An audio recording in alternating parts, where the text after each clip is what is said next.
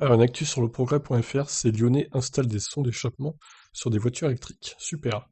Depuis une dizaine d'années, l'entreprise Vitolia Exhaust, installée à Saint-Priest dans le Rhône, s'est forgée une notoriété dans la fabrication d'échappements en sport inox sur mesure. Plus insolite, elle propose aussi ce type d'équipement pour des véhicules électriques ou hybrides. L'entreprise utilise une technologie qui permet de recréer de manière artificielle la sonorité d'un moteur sportif essence. Des proprios de Tesla ont notamment recours à leur service pour rendre leurs véhicules moins discrets dans le flot de la circulation lyonnaise. Bah, écoutez, je vais regarder la vidéo, je verrai si je me prends un avertissement ou pas. Je prends le risque, c'est parti.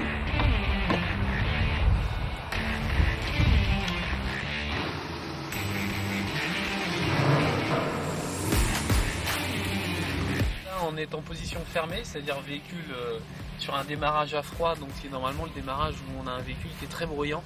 Et là, on a une sonorité qui est tout à fait contenue, sur laquelle on a un esprit sportif, mais pas non plus à Voilà, déranger c'est une tout le thermique de monde quand base, on hein. démarre sa voiture le matin dans sa résidence. Et puis, dès qu'on veut se faire plaisir, on appuie sur le petit bouton qui est ici, qui s'illumine d'un petit V rouge, qui est celui de notre marque Vitorelli. Et là, on a un bruit clairement beaucoup plus sportif.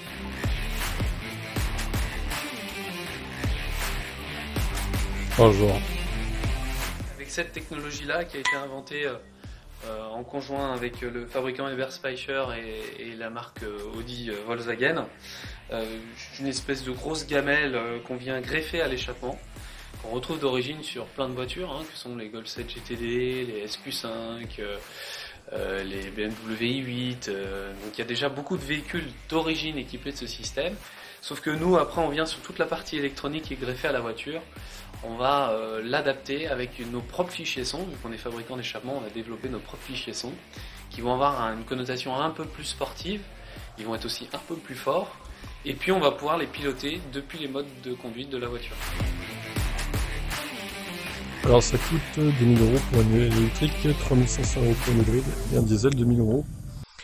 Ah, j'ai pas vu le reste. Essence, du coup, 1500 et 4000 € sont les modèles clapés à valve pneumatique. Alors, pour les électriques, pour le coup, c'est pas le plus cher, comme pour les diesels.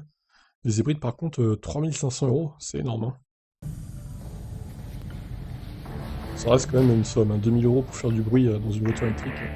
Un bruit thermique, je comprends pas trop l'idée, quoi. Mais bon, après, chacun son délire, on va dire.